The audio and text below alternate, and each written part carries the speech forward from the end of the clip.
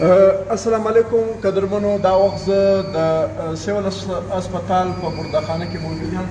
دا وخت زما و شاته قبایلي شخصیت، سیاسي شخصیت د کاکوزی قوم چې یو مشر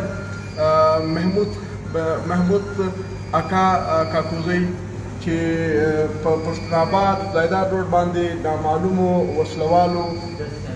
نامعلومو وسلوالو په ګولۍ وویست او شهید یې کړي. د ده عمر چې دی تقریبا 15 کاله دی. زه ور بیا په دې ځای کې دا خبره کوم چې باید موږ قبایلي روایات، انساني روایات چې دي کوم اسلامي چې کوم روایات دي باید د دې پاسداري وکړو. د سپین ږیرو، د ښځو او د ماشومانو احترام وکړو.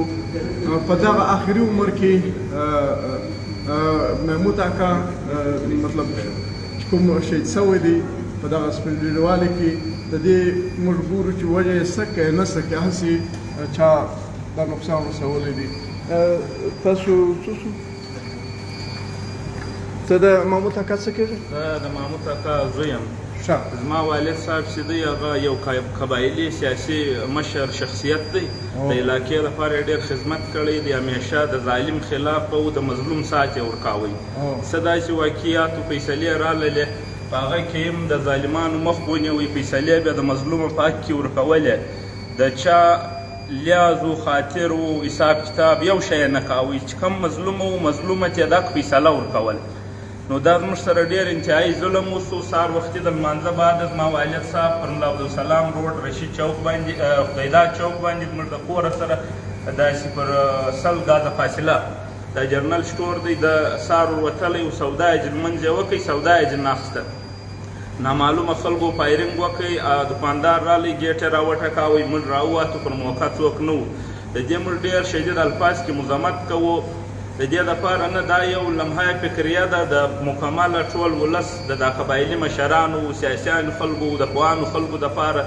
نن زما سره دا واقعه سوې ده. زما والد صاحب شهید سوی دی، په شفاق ورسېدی، شهید سو.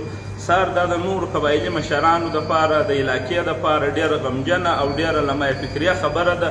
پکار دا دی چې په دې کې ټول خلک زموږ سات راکړي او موږ ته د دې زموږ سره برپوره تعاون وکړي او موږ سره دا تعاون وکړي. موږ دا خلک ونیسو، موږ دا خلک در کافره کرداره پرې ورسوو، دا خلکو ته کړې سزا ورکړو. دا په هېڅ قیمت موږ دا خلک نه پرېږدو.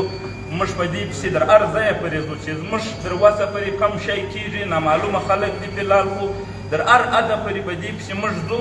دا یې کړه زما مسله نه ده، جمال صاحب دا مسله د ټوله پښتانه ده. دا یو مشر سړی و، دا فیصلې کولې په علاقه کې، سیاسي شخصیت و.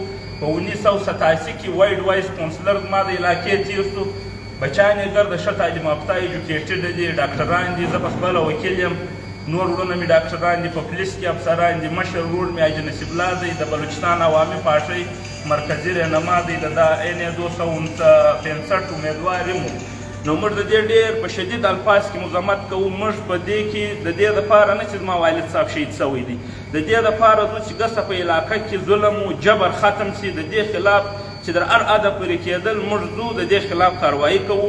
بالکل دا معلوموو چې هر سړی و، چې هر د هرې طبقې و، د هر ځای و، دا بالکل کړې سزا لرولو، دې ته سزا ورکوو.